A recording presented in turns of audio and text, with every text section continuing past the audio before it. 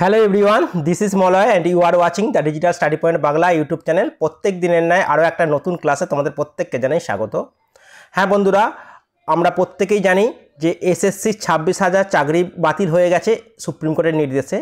সেই বাতিলেরই সেই রায়ের পুনর্বিবেচনার জন্য সুপ্রিম কোর্টে গিয়েছিল রাজ্য। সেই পুনর্বিবেচনা অর্থাৎ রিভিউ পিটিশনের রায় আজকে প্রকাশিত হয়েছে। কি বলা হয়েছে সেই রায়ে সেটা আমরা আলোচনা করব।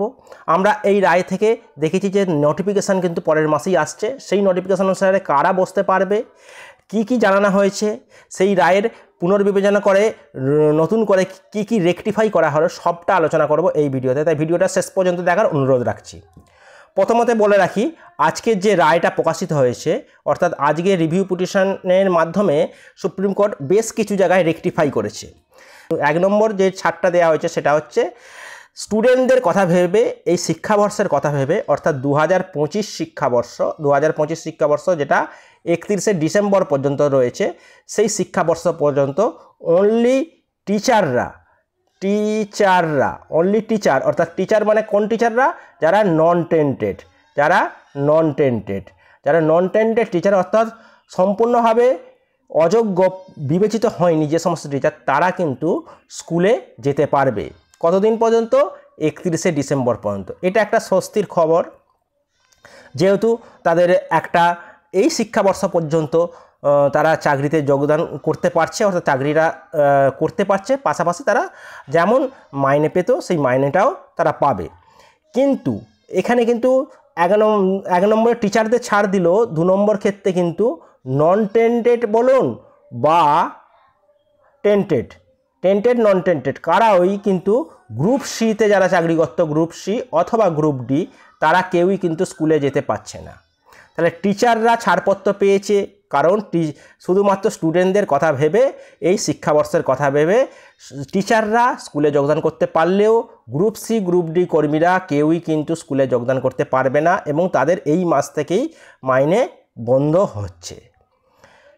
পাশাপাশি এসএসসির তরফ থেকে কি জানানো হয়েছে, এসএসসি এবং রাজ্যের তরফ থেকে জানানো হয়েছে যে নিউ ফ্রেশ সিলেকশান হবে। এই নিউ ফ্রেশ সিলেকশানটা তারা তৎপরতার সাথে করবে, যেটা 31শে ডিসেম্বরের মধ্যে এই ফ্রেশ সিলেকশানটা কমপ্লিট হবে। স্টার্ট হবে কবে? মে মাসে অর্থাৎ এর পরের মাসেই মের 31 তারিখের মধ্যে এটা নোটিফিকেশান প্রকাশ করবে। 31শে মের মধ্যে নিউ নোটিফিকেশান আসছে। 31শে মের মধ্যে তোমরা নিউ নোটিফিকেশান একটা পাচ্ছ, অর্থাৎ এসএসসির তরফ থেকে নোটিফিকেশান কবে আসছে? মে মাসের মধ্যে, এবং মে মাসের মধ্যে প্রক্রিয়া শুরু হবে এবং যেটা ডিসেম্বরের মধ্যে সম্পূর্ণ প্রক্রিয়া কমপ্লিট হবে। অর্থাৎ প্রথমে রিটেন হবে, তারপর ভাইবা হবে, তারপর কাউন্সেলিং হবে, জয়েনিং হবে, সমস্ত কিছু প্রক্রিয়াটা কিন্তু 31শে ডিসেম্বরের মধ্যে কমপ্লিট করবে। ফার্স্ট জানুয়ারি থেকে নতুন টিচাররা নতুন যোগ্যতার সাথে তারা কিন্তু অংশগ্রহণ করতে পারবে। এক্ষেত্রে কি জানা গেল যে সমস্ত নন টেন্টেড টিচাররা যারা চাকরি নতুন পরীক্ষা নতুন যে সিলেকশান হবে, নতুন সিলেকশানের মাধ্যমে যারা নতুন নিজের যোগ্যতাটাকে প্রমাণ করতে পারবে তাদের চাকরি বহাল থাকবে। যারা কিন্তু এই সিলেকশান প্রক্রিয়ায় ফেল করবে বা সিলেকশানে প্রক্রিয়ায় সিলেক্টেড হতে পারবে না, তারা কিন্তু চাকরিটা 31 তারিখ পর্যন্তই করছে।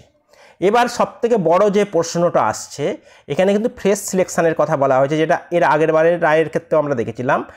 সেখানে কারা বসতে পারবে সেই বিষয়ে কিন্তু সুপ্রিম কোর্ট হস্তক্ষেপ করেনি। শুধুমাত্র এই টিচারদের নন টেন্টেড যে টিচার রয়েছে বা নন টেন্টেড যারা গ্রুপ ডি গ্রুপ সি রয়েছে, তাদের এজ লিমিট, তাদের এজের ছাড় দেওয়ার কথা বলা হয়েছে, আর কোনো কিছুতে ছাড় দেওয়ার কথা বলা হয়নি। এবার পর্ষদ কি করে বা রাজ্য কি চাইছে এটার ওপর নির্ভর করছে কারা বসতে পারবে পরীক্ষায়। পর্যন্ত যেটা ধোঁয়াশার মধ্যে রয়ে গেল, কারা পরীক্ষায় বসতে পারবে সেই নিয়ে কিন্তু সম্পূর্ণভাবে গাইডলাইন সুপ্রিম কোর্টের তরফ থেকে দেয়নি। আজকে যে শুনানিটা হলো সেই শুনানির রায়ের লিখিত কপি হাতে আসলেই তাতে যদি কোথাও উল্লেখ করা থাকে যে কারা বসতে পারবে সেই বিষয়ে যদি কোনো রিভিউ করে থাকে, রেকটিফাই করে থাকে বা ক্লিয়ার কাট জানানো থাকে, তাহলে পরবর্তী আপডেটের মাধ্যমে আমি পরবর্তী ভিডিওর মাধ্যমে তোমাদেরকে অবশ্যই সেই আপডেটটা দিয়ে দেবো। আমাদের মে মাসের মধ্যে নোটিফিকেশান আসছে, তাই প্রত্যেকে কিন্তু প্রিপারেশানটা শুরু করে দাও। 6 মাসের মধ্যেই কিন্তু সম্পূর্ণ নিয়োগ প্রক্রিয়া কমপ্লিট হয়ে যাচ্ছে এবং মাসে নোটিফিকেশান আসলে তার 2 থেকে 2.5 মাসের মধ্যে বা জুন জুলাইয়ের মধ্যে জুলাই আগস্টের মধ্যে তোমরা এর এক্সামটা দেখতে পাবে। জুলাই আগস্টের মধ্যেই কিন্তু এর এক্সাম হয়ে যাওয়ার প্রবাবিলিটি সবচেয়ে বেশি। তাহলে জুলাই থেকে আগস্টের মধ্যে কিন্তু এর এক্সাম হচ্ছে, হাতে খুব কম সময়। যারা প্রিপারেশান করতে চাইছো তারা অবশ্যই প্রিপারেশানটা নিতে থাকো। এবং গ্রুপ সি এবং গ্রুপ ডি এর ক্ষেত্রে যারা 2016 সালের ক্যান্ডিডেট তারা তো বসতে পারছই, নতুনরা যদি বসতে পারো, যখনই কোনো আপডেট আসবে তখনই আমি আমার চ্যানেলে ভিডিওর মাধ্যমে জানিয়ে দেবো। Thank you. আজকের আপডেট এইটুকুই, পরবর্তী আপডেট নিয়ে খুব শীঘ্রই আসছি।